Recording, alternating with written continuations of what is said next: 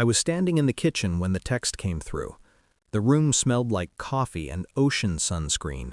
Hope, basically. I remember the way my phone vibrated against the counter, like it already knew it was about to deliver bad news. 3 days before the trip, 3 days before I handed my life to the version of family I thought I had. Blood only, my sister wrote. We just want this one to be family. I read it twice, slowly, calmly, the kind of calm that settles in right before something breaks. I didn't yell, I didn't call, I didn't argue. I just stared at the calendar on the fridge, the date circled in red, the beach house address written underneath in my handwriting, the same handwriting that signed the contract, the same bank account that paid the deposit. I typed back one sentence. No problem. Then I put my phone face down and finished my coffee. I met them long before I learned what exclusion feels like when it's dressed up as tradition, back when Sundays meant shared dinners and easy laughter, back when my mother hugged my fiancée like she'd already decided she was permanent, back when my brother called her sis without hesitation. I let myself believe we were building something together. When I proposed, they clapped, smiled, took photos, promised support. I believed them because I wanted to, because trust is cheaper than suspicion, until it isn't. The cracks started small. Invitations that didn't include her name, conversations that stopped when she walked into the room, a family group chat that went quiet the moment I asked about bringing her along. Nothing loud, nothing undeniable, just enough to make me feel like I was imagining it. I didn't confront them. I observed. Patterns don't lie. People do. The confirmation came disguised as logistics, a phone call about room assignments. My sister's voice was light, rehearsed.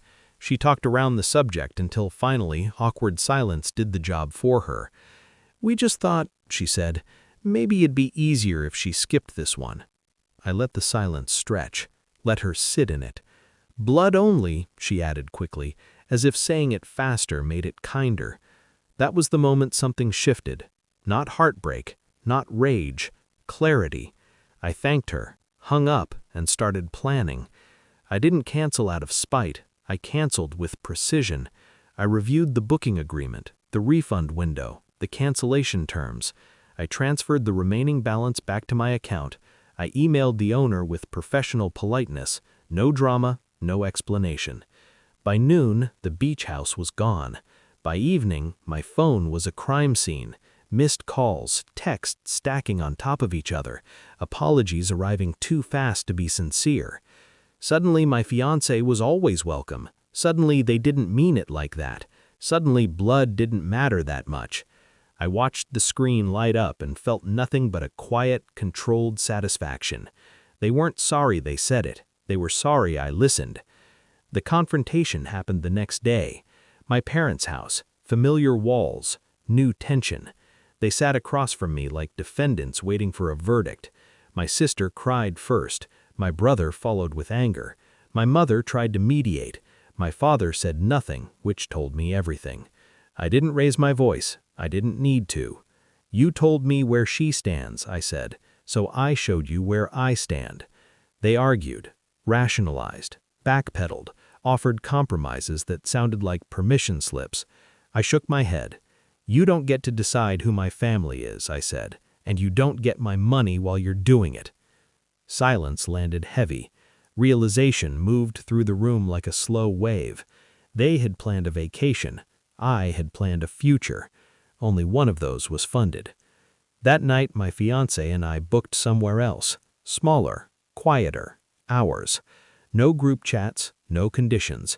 Just space and clarity and the sound of waves we paid for together. I didn't lose a family that week. I learned which one was real. Betrayal doesn't always come with shouting or slammed doors. Sometimes it comes wrapped in polite language and outdated rules.